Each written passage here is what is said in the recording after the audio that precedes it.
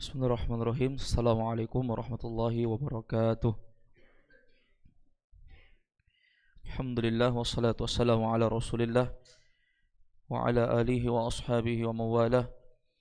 Asyhadu an la ilaha illallah wahdahu la syarika lah wa asyhadu anna Muhammadan abduhu wa rasuluhu la nabiyya ba'dah. Allahumma salli wa sallim wa barik wa zid wa an'im ala rasulina Muhammad wa ala alihi wa ashabihi wa man sara ala nahjihi wa iktafa bi atharihi ila yaumil qiyamah, amma ba'd. Ma'asyiral muslimin wal muslimat, al ikhwah wal akhwat, rahimani wa rahimakumullah. Alhamdulillah, di malam hari ini kita kembali dipertemukan oleh Allah SWT di salah satu rumah dari rumah Allah. Kita bisa sama-sama kembali mengkaji kajian rutin kita di setiap hari Ahad malam Senin, atau di setiap hari Senin malam Selasa, bahas kitab Mukhtasar Sirah Ar-Rasul sallallahu alaihi wasallam, dari ringkasan sirah perjalanan hidup Ar-Rasul baginda Nabi Allah Muhammad sallallahu alaihi wasallam, sebuah kitab yang dikarang oleh Fadilatul Syekh Al-Imam Al-Mujaddid Muhammad bin Abdul Wahhab At-Tamimi An-Najdi rahimahullahu ta'ala rahmatan wasi'ah. Baik kaum muslimin dan muslimat, di malam hari ini pertemuan kita yang ke-19 dalam bahas kitab ini. Kita akan melanjutkan pembahasan yang berkaitan dengan memerangi orang-orang yang murtad di bagian yang kedua di malam hari ini. Karena pembahasan yang kemarin telah berlalu kepada kita bagaimana Abu Bakar As-Siddiq radhiyallahu anhu, beliau memerangi orang-orang yang murtad sepeninggal Nabi alaihi salatu wassalam. Nah, tentunya itu adalah sesuatu yang muncul dan bersumber dari Abu Bakar As-Siddiq. Salah satunya diantaranya adalah orang-orang yang mereka menolak kewajiban zakat. Mereka enggan untuk mengeluarkan zakat sehingga diperangi oleh Abu Bakar As-Siddiq dan para sahabat yang lain. Kita baca di pembahasan yang terakhir, kita ulangi sedikit satu paragraf, tepatnya di halaman 31 di buku cetakan Manaratul Islami. Di paragraf yang paling bawah sekali, kata beliau, wa ajma'al ulama'u ala taswibi Abi Bakrin radhiyallahu anhu fi dzalik. Ketika Abu Bakar As-Siddiq radhiyallahu anhu memiliki ijtihad pendapat untuk memerangi orang-orang yang tidak mengeluarkan zakat, wa ajma'al ulama, sepakat para ulama. Ajma' itu artinya sepakat, maksudnya ulama membenarkan pendapat beliau. Ajma'al ulama, para ulama sepakat ala taswibi Abi Bakr radhiyallahu an, untuk membenarkan apa yang dilakukan oleh Abu Bakar. Kita ulang sedikit kisahnya ini jamaah sekalian. Bagaimana di zaman itu orang-orang tidak berpikir sampai ke situ untuk memerangi orang-orang yang mereka enggan untuk mengeluarkan zakat. Karena telah berlalu kepada kita pembahasan bahwa sebagian orang justru bertanya kepada Abu Bakar, wahai Abu Bakar, bukankah Rasulullah SAW bersabda, umirtu an uqatilan nas hatta yashhadu an la ilaha illallah, atau dalam riwayat lain sebutkan hatta yaqulu la ilaha illallah, fa idza qaluha asamu minni dima'ahum wa amwalahum illa bihaqqil Islam atau illa bihaqqiha. Wahai Abu Bakar, bukankah Rasulullah bersabda, aku hanya diperintahkan untuk memerangi manusia, aku diperintahkan untuk memerangi manusia sampai mereka mengucapkan la ilaha illallah. Kalau mereka sudah mengucapkan itu, kata Nabi, maka terjaga darahnya dariku dan harta mereka tidak boleh dirampas dariku, kecuali apa yang dibenarkan dalam Islam. Nah, ini kan jelas, sahabat bertanya, sementara zakat, wahai Abu Bakar, tidak diperintahkan untuk diperangi, kenapa engkau memerangi orang? Nah, ini sahabat, orang-orang yang ada di zaman itu bertanya. Maka Abu Bakar As-Siddiq menjawab dengan jawaban yang ringkas. Kata beliau, fa inna zakata min haqqiha, yakni haqqillahi tabaraka wa ta'ala, karena sesungguhnya zakat itu termasuk hak Allah, ya. Wallahi law mana'uni 'iqalan kanu yu'addunahu ila Rasulillah SAW laqataltuhum ala man'ihi. Kata beliau, jikalau mereka menghalangiku dari satu iqal yang biasanya mereka serahkan kepada Rasulullah, niscaya kata beliau aku akan memerangi mereka karenanya. Ketika ada Rasul mereka memberikan, ya, tapi ketika Rasul sudah meninggal mereka tidak mau mengeluarkan. Artinya mereka menelantarkan apa yang menjadi kewajiban bagi mereka pada asalnya. Maka sepakatlah ulama jamaah sekalian, sebagaimana yang disebutkan oleh Syekh Muhammad bin Abdul Wahhab di sini, untuk membenarkan perbuatan Abu Bakar. Untuk membenarkan perbuatan Abu Bakar. Wa ja'alu min akbari fadailihi wa ilmihi annahu lam yatawaqqaf fi qitalihim bal qatalahum min awwali wahlah. Kata Syekh Muhammad bin Abdul Wahhab rahimahullah, bahkan kata beliau, ya, mereka para ulama itu menjadikan bahwa kejadian ini sebagai bentuk keutamaan, di antara keutamaan dan kedalaman ilmu dari Abu Bakar. Beliau tidak diam saat itu. Justru beliaulah yang mempelopori dan beliaulah menjadi orang yang paling pertama untuk menghancurkan orang-orang yang mereka enggan untuk mengeluarkan zakat.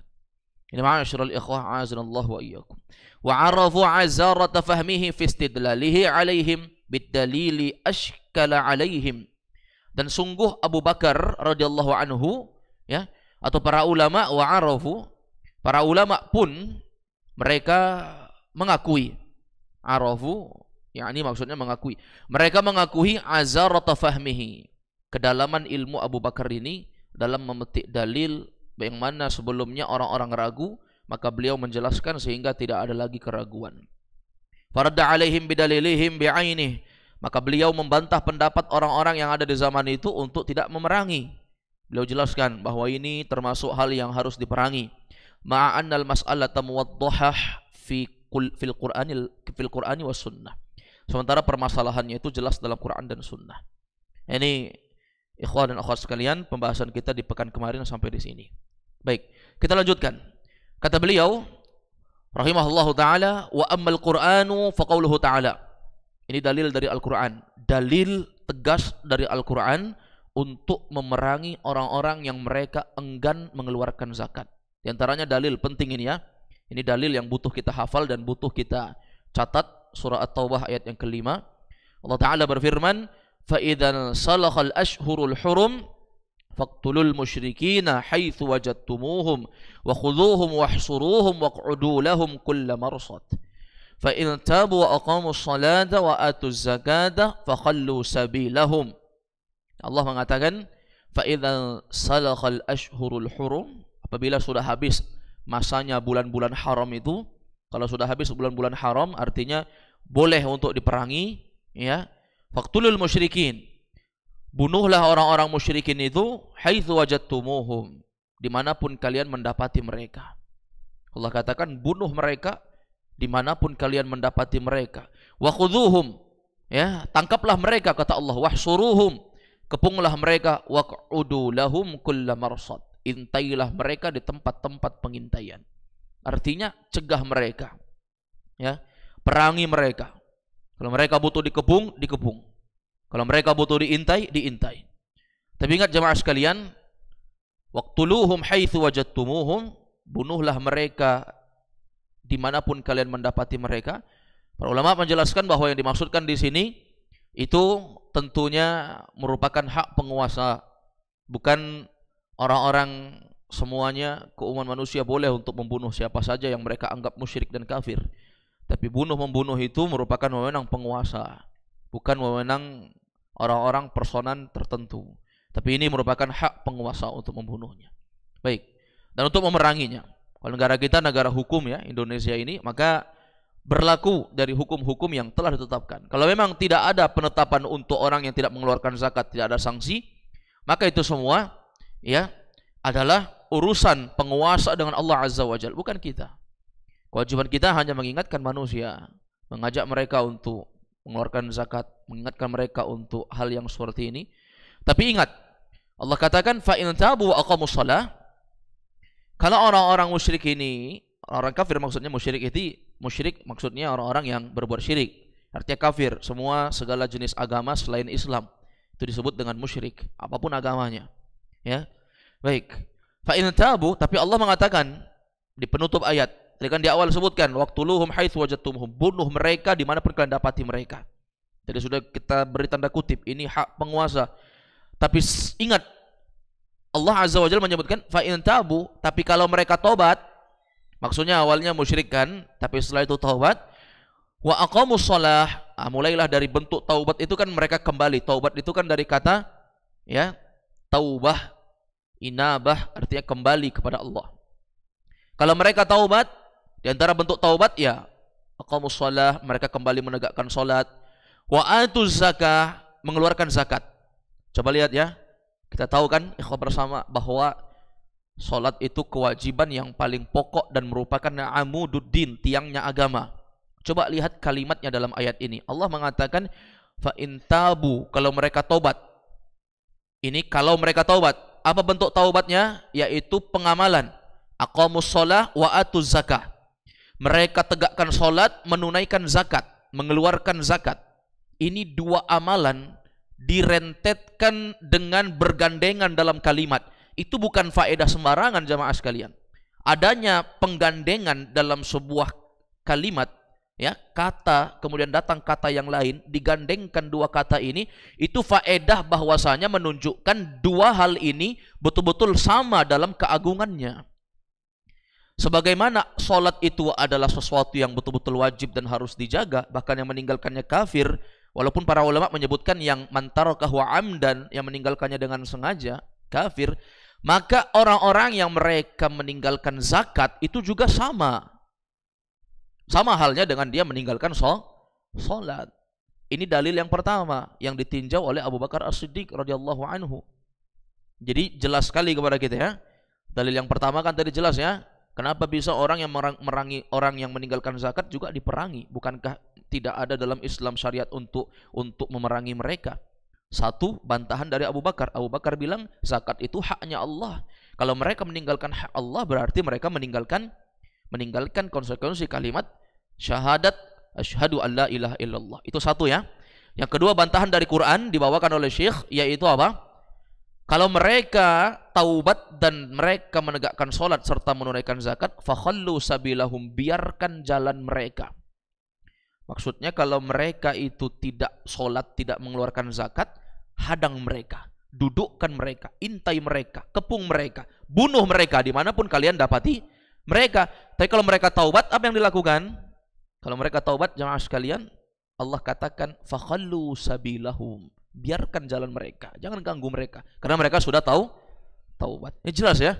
Dalil yang kedua ya. Jadi tidak ada lagi yang mengatakan dalam syariat, oh kan tidak ada perintah untuk memerangi orang yang meninggalkan zakat.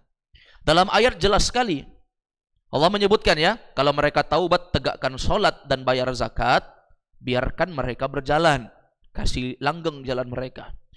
Mafhumul mukhalafah kita, kalau mereka tidak taubat, tidak menegakkan sholat dan nggak mau bayar zakat, maka ini berlaku semua ini.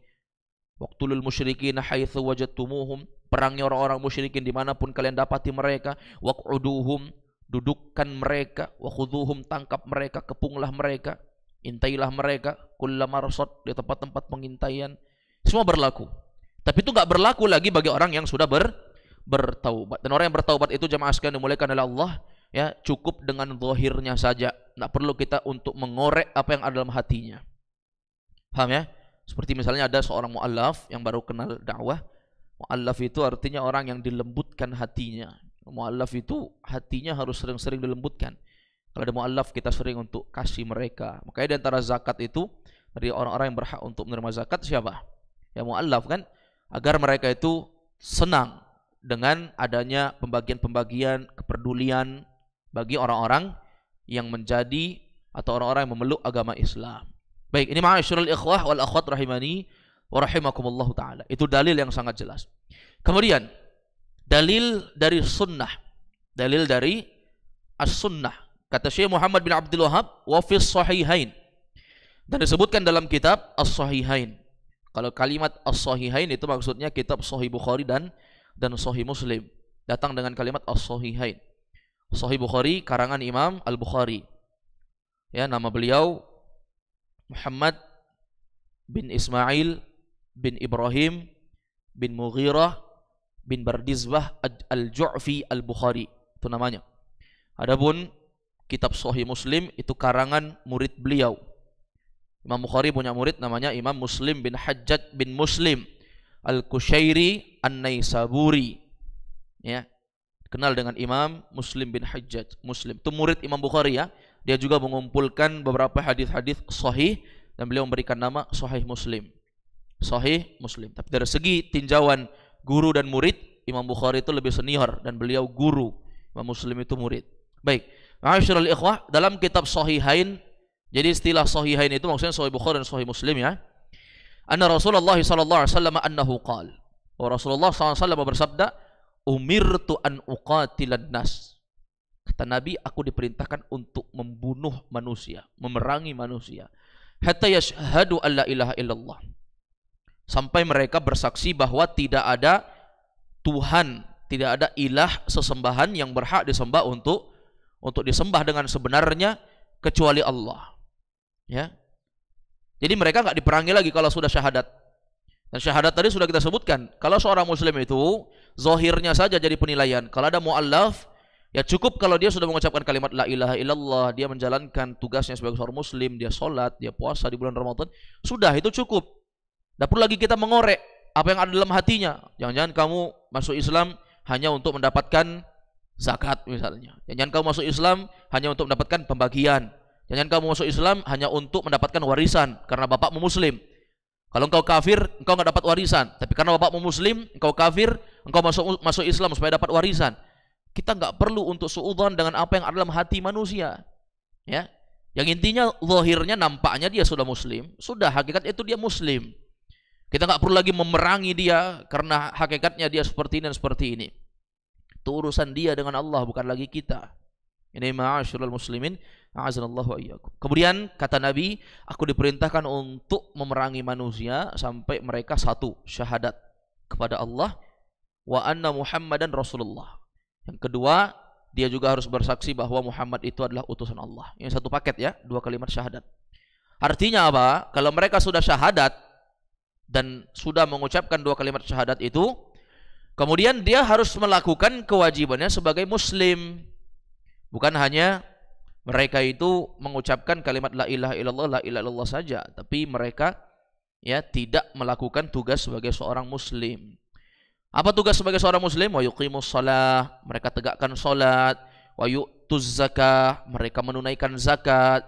Fa idza fa'alu dzalik, kalau mereka telah melakukan itu, kata Nabi, asamu minni dima'ahum wa amwalahum, maka akan terjaga dariku darah-darahnya, ya, wa amwalahum, dan akan terjaga dariku harta-hartanya. Untuk paham ya, maksudnya terjaga dariku darah-darahnya itu artinya darahnya haram untuk aku tumpahkan, kata Nabi. Nggak boleh dibunuh dia kalau sudah mengucapkan itu. Sudah. Wa amwalahum, demikian pula haram hartanya untuk dirampas. Mafhumul mukhalafah kita, pemahaman kebalikan kita, seorang kafir itu pada hakikatnya halal untuk dibunuh, untuk ditumpahkan darahnya, untuk dihalalkan harta-hartanya untuk dirampas. Itu tapi yang melakukannya itu wewenang penguasa. Hanya saja ya sekalian, kafir yang ada di Indonesia ini kan itu adalah kafir yang dilindungi. Tetangga kita yang kafir itu kafir yang dilindungi.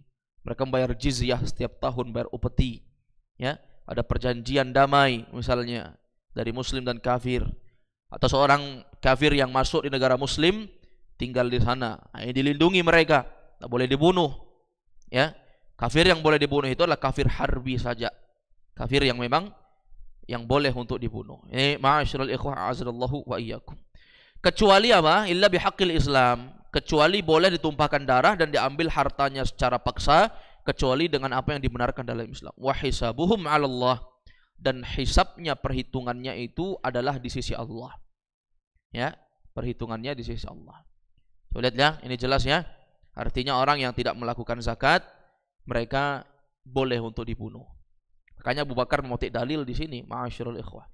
Fa hadza kitabullahis sharih lil 'ammiyil balid. Ini adalah kitab Al-Qur'an yang dimiliki oleh Allah Subhanahu wa taala. Kitabnya Allah as-sharih. As-sharih artinya apa? Yang jelas, yang tidak ada lagi keraguan. Lil 'ammil balid, bahkan bagi orang bodoh, orang awam yang nggak ngerti agama, lil'am itu artinya orang awam. Orang awam itu yang tasdid bukan wawunya ya, menyebut awam, nyebutnya jangan awam, wawunya yang tasdid. Kalau bahasa Indonesia w-nya 2, awam, bukan wawunya yang 2, tapi mimnya. Berarti awam, mimnya yang tasdid, mimnya. Ini hati-hati dalam mengucapkan. Karena nggak ada dalam bahasa Arab itu muncul awam, wawunya yang tasdid. Walaupun orang Indonesia menyebut ya, saya ini orang awam, dia bilang awam, tapi maksudnya awam. Jadi menyebutnya bilang saja orang awam. Karena mimnya yang tasdid, bukan wawunya. Hati-hati dalam mengucapkan. Kata beliau, sesungguhnya kitab Al-Quran itu sudah sangat jelas, bahkan bagi orang awam yang bodoh sekalipun, yang nggak ngerti agama. Al-balid itu artinya dungu. Yang mana lebih bodoh, dungu atau bodoh? Yang mana lebih bodoh? Mungkin istilah dungu itu lebih hina ya. Orang bilang kamu ini bodoh sekali. Dia nggak terlalu sakit hati. Kalau bilang dungu, dasar dungu, sakit hati orang ya. Ya ma'asyiral ikhwah. Jadi Al-Quran itu jelas sekali, bahkan nggak perlu untuk ditafsir dengan multitafsir banyak. Sudah jelas sekali pemahamannya seperti itu memang. Orang awam yang bodoh sekalipun paham bahwa orang-orang yang mereka tidak mengeluarkan zakat itu diperintahkan untuk diperangi. Dan seperti itu. Apalagi kan memang Quran itu bahasa Arab kan. Nggak perlu terjemahan kan. Kalau kita butuh terjemahan, kita kan nggak tahu Quran apa artinya ini, cari terjemahan dulu. Tapi orang Arab mereka mendengar saja orang berucap, oh paham mereka, membahasa mereka itu. Makanya dibilang syekh, bahkan orang bodoh sekalipun paham itu tentang kewajiban zakat itu. Kalau kita ya nggak paham lah, ya kan? Bahkan bertitel profesor doktor sekalipun nggak bisa baca Quran kan? Seperti itu. Jadi itu memalukan sekali. Apalagi mau menerjemahkan Al-Quran, ya? Ini kan tidak mungkin. Maksudnya ini apa? Orang awam yang paling bodoh sekalipun ngerti bahwa zakat itu wajib. Ya ini orang bodoh di Arab, bukan di sini tentunya, ya kan? Ini ma'asyiral ikhwah. Wa hadza kalamu Rasulillah. Demikian pula ini adalah ucapan Rasul. Wa hadza ijma'ul ulama alladzina dzakartu lak. Nah, ini adalah kesepakatan para ulama yang telah aku sebutkan untukmu. Jadi kewajiban zakat itu jamaah sekalian itu jelas di Quran, jelas di hadis dan ijma' ulama. Kalau dikatakan ijma' ulama, sepakat ulama, tidak ada yang menyebutkan zakat itu tidak wajib. Seperti itu maksudnya. Paham ya? Ini ijma' ulama nih. Ya. Paham antum dikatakan ijma' ya? Kalau dikatakan ijma' itu sepakat semua ulama. Ulama-ulama yang terkemuka ya, sepakat mereka. Beda halnya kalau dikatakan misalnya ini pendapat yang paling kuat di tengah-tengah para ulama. Kalau dikatakan pendapat yang paling kuat berarti ada silang pendapat. Hanya saja ini alal ashah, ini pendapat yang paling sahihnya seperti itu. Tapi ini katakan ajma'al ulama, sepakat para ulama. Walladhi yu'arrifuka hadha jayyida huwa ma'rifatu diddihi wa huwa anna al-ulama fi zamanina yaqulun man qala la ilaha illallah fahuwa al-muslim haramul mal wa la yukaffar wa la yuqatal hatta annahum yusarrihuna bidzalika fi sya'nil badwi alladhina yukadzibuna bil ba'thi wa yunkiruna asy-syara'i' wa yaz'umuna anna syar'uhum al-batil huwa haqqullah walau talaba ahadun minhum khasmahu ayu khasimahu inda syir'illah la'adduhu min ankaril munkarat.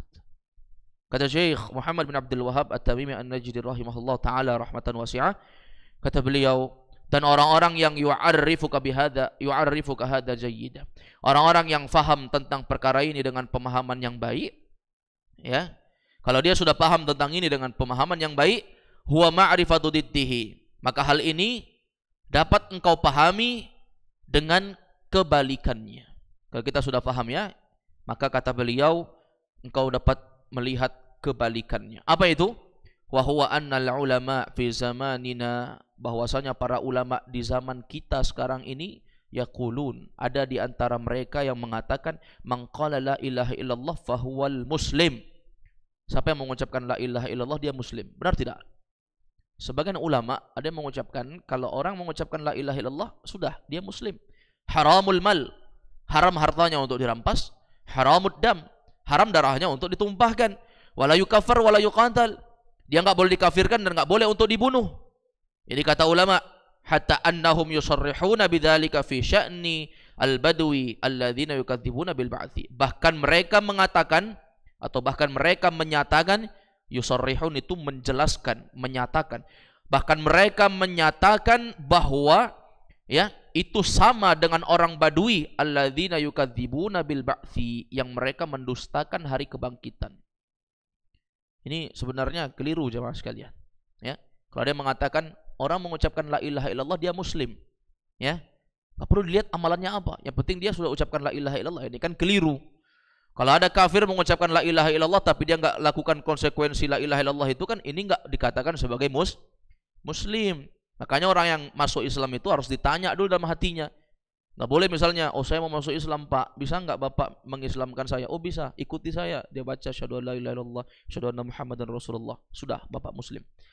Nggak seperti itu, ma'asyiral ikhwah azallahu iyyakum. Ditanya dulu, dia masuk Islam itu kenapa? Apa karena paksaan atau hanya dapat warisan? Atau karena cewek cantik yang mau dia nikahi? Itu kan semua ditanya. Karena banyak orang yang masuk Islam mengucapkan la ilaha illallah itu hanya untuk umur dunia. Ini yang disebut dalam hadis ya, "Man kanat hijratuhu lidunya yusibuha aw imra'atin yatazawwajuha." Ya, wa fi riwayatin ukhra, "aw imra'atin yanqihuha fa hijratuhu ila ma hajara ilai." Siapa yang hijrahnya dia berubah jadi baik itu karena dunia atau karena wanita yang ingin dia nikahi, maka dia dapat sesuai dengan apa yang dia niatkan. Ya jemaah sekalian. Jadi itu keliru, ya. Bahkan mereka menyamakan orang yang mengucapkan la ilaha illallah cukup dia Islam, haram darah, haram harta, nggak boleh dibunuh, nggak boleh dikafirkan. Bahkan dia sama dengan orang Badui, dia samakan nih. Orang Badui yang mengucapkan la ilaha illallah dan mereka mendustakan hari kebangkitan. Badui kan seperti ini, nggak paham totalitas tentang agama Islam. Tapi mereka mengakui bahwa Tuhan itu Allah, ya kan? Mereka mengakui, makanya mereka berdoa juga sama Allah kan? Mereka berdoa sama Allah. Ingat ya, kisah seorang Arab Badui yang kencing di sudut masjid.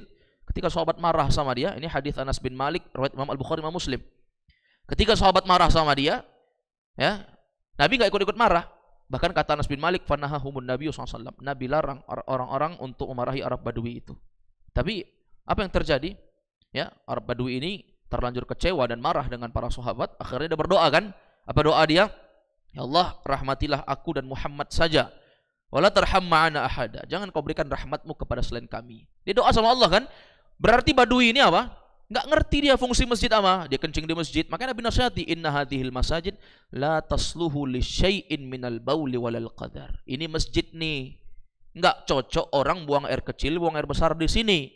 Kata Nabi, "Innama hiya li dzikrillah wassalah wa qiraatil Qur'an." Disebutkan 3 fungsi masjid utama. Masjid itu untuk salat, untuk apa namanya? Zikir, dan untuk innama hiya li dzikrillah, dzikir, wassalah untuk salat, wa qiraatil Qur'an, untuk membaca Al-Qur'an. Nah, 3 fungsi utama masjid. Sebutkan seperti itu. Maka Badui ini walaupun mereka mengucapkan la ilaha illallah, lakin yukadzibuna bil ba'ts. Tapi mereka mengingkari dan mendustakan adanya hari kebangkitan. Mereka enggak paham adanya hari kebangkitan. Orang mati udah mati. Nggak ada lagi yang dikatakan orang mati ada hari kebangkitan. Ada namanya yaumul jaza, hari pembalasan.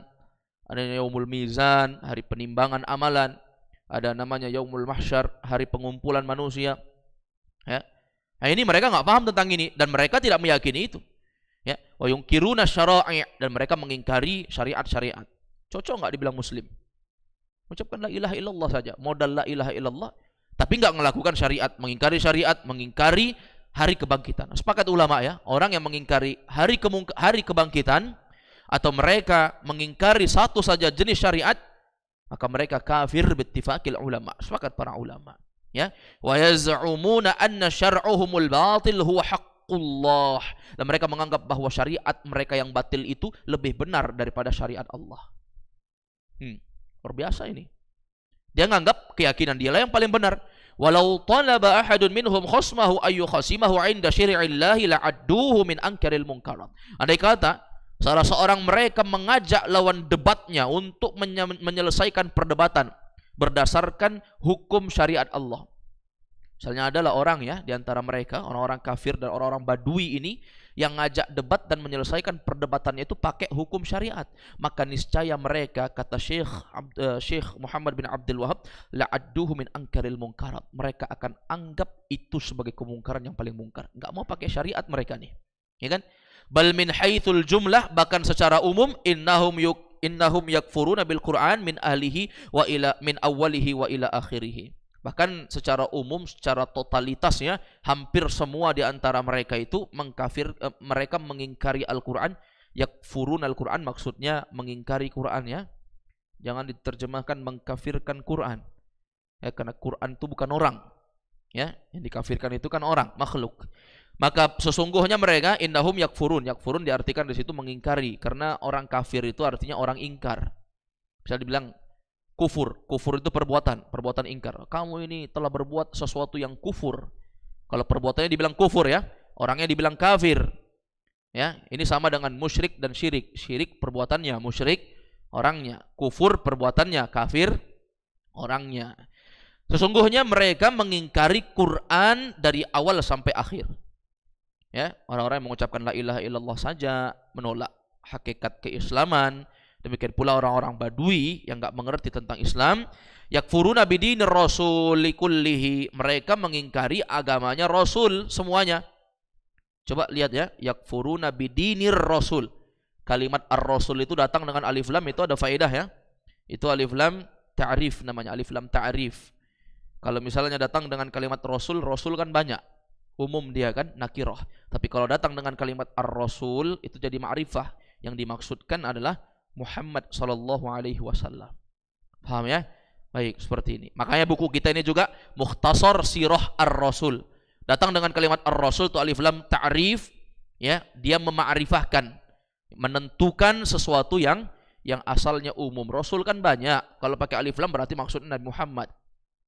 Sama juga misalnya dikatakan hafiz. Ya, ada orang disebut dengan hafiz. Ya, misalnya Muhammad hafiz. Hafiz Quran kah? Hafiz hadis kah? Itu kan datang dengan kalimat hafiz kan? Hafiz artinya penjaga, maksudnya penghafal. Tapi kalau misalnya dikatakan hafiz itu kan umum. Ya, umum hafiz. Siapa saja bisa saja. Oh, sudah datang hafiz Quran. Siapa hafiz Qurannya? Banyak. Telah datang seorang hafiz. Kan banyak hafiz. Kita saja di masjid ini banyak misalnya yang hafal Al-Quran, hadis. Dikatakan hafiz. Tapi kalau misalnya hafiz datang dengan kalimat alif lam, al-hafidh, maka yang dikenal oleh para ulama, julukan al-hafidh itu julukan yang dimaksudkan untuk ya al-Imam Ahmad bin Ali bin Hajar al-Asqalani rahimahullah. Jadi kalau dikatakan Imam al-Hafidh, qala al-Imam al-Hafidh, berkata Imam al-Hafidh, maksudnya Ibnu Hajar itu, bukan hafidh lain. Makanya padahal al-Hafidh itu kan banyak. Dari zaman ke zaman kan banyak. Setiap zaman ada al-hafidhnya. Ya, di pondok pesantren saja setiap tahun itu ada hafidhnya. Tapi kalau datang dengan kalimat al-hafidh, itu maksudnya Ibnu Hajar al-Asqalani rahimahullah. Ini pahami ini alif lam ta'rif. Baik, bahkan mereka mengingkari agamanya Nabi Muhammad, semuanya bahkan mereka ingkari. Ma'iqrarihim bidzalika bi alsinatihim. Padahal mereka ucapkan tuh kalimat la ilaha illallah dengan lisan-lisan mereka. Wa iqrarihim anna syar'ahum ahdatsahu aba'uhum lahum kufran bi syar'illah. Ya. Mereka meyakini dalam hati mereka bahwa syariat yang mereka jalankan itu adalah buatan nenek moyang mereka. Ya, itu buatan nenek moyang mereka, walaupun itu mengingkari ajaran Allah. Wa ulamaul waqti ya'tarifuna bihadza kulli. Sebenarnya kata Syekh Muhammad bin Abdul Wahhab, para ulama zaman sekarang ini, ulamaul waqti maksudnya ulama waktu ini, maksudnya ulama zaman sekarang. Ulama-ulama zaman sekarang ya, mereka mengetahui dan mereka faham tentang hal itu semuanya. Wa yaqulun ma fihim minal islami sya'ratun. Tidak ada pada mereka keislaman sya'ratun. Tahu sya'rah ya? Sya'rah itu artinya rambut. Tapi yang diinginkan ma fihim minal islami sya'ratun. Tidak ada keislaman bagi mereka walaupun hanya sehelai rambut. Maksudnya sehelai rambut. Walaupun sya'rah itu pada asal katanya sya'run. Sya'run itu rambut, semua rambut. Tapi yang diinginkan itu adalah sya'ratun, satu helai rambut. Mereka enggak Islam sama sekali. Jadi jelas ya, orang-orang yang mengatakan, oh orang yang mengucapkan la ilaha illallah sudah muslim, enggak perlu apapun amalan mereka. Ini keliru. Ini namanya menentang ajaran Islam. Wa hadzal qaulu talaqqathul 'ammatu 'an ulama'ihim. Bahkan ini diterima dari orang-orang awam, ya, dari kalangan para ulama-ulama mereka. Wa angkaru bihi ma bayyanahu Allah wa rasuluhu. Mereka mengingkari apa yang telah dijelaskan oleh Allah dan Rasulnya. Bal kaffaru man saddaqallaha wa rasulahu fi hadhil mas'alah. Bahkan mereka mengingkari apa yang eh, orang-orang yang membenarkan Allah, orang-orang yang membenarkan Allah dan Rasulnya dalam masalah ini, mereka ingkari. Maksudnya begini, ma'asyiral ikhwah azanallahu iyyakum, ya. Seorang muslim itu kan tidak boleh mengatakan seorang ini dikatakan sebagai muslim kalau hanya mengucapkan la ilaha illallah. Dia harus melakukan konsekuensinya sebagai muslim. Minimal rukun-rukun Islam lah dia jalankan. Itu minimalnya. Rukun Islam ya, syahadat, salat, zakat, puasa, haji. Minimal kalau dia sudah syahadat, 4 amalan ini dia lakukan. Ini secara zahir, nggak boleh kita korek sebagaimana saya sebut tadi. Zahirnya kan muslim seperti itu. Kalau sudah masuk Islam nggak pernah sholat ya, itu bisa kafir kembali. Walaupun misalnya identitas dia di catatan sipil kepemerintahan muslim, tapi dia kafir kembali karena nggak lakukan itu. Maka coba lihat, orang-orang kafir di zaman dulu itu, mereka mengingkari orang-orang yang membenarkan Allah dan Rasul. Allah bilang kan begini, begini, begini, kafir. Rasul bilang orang yang begini-begini tidak melakukan konsekuensi sebagai muslim, kafir. Mereka juga mengingkari. Apa kata mereka?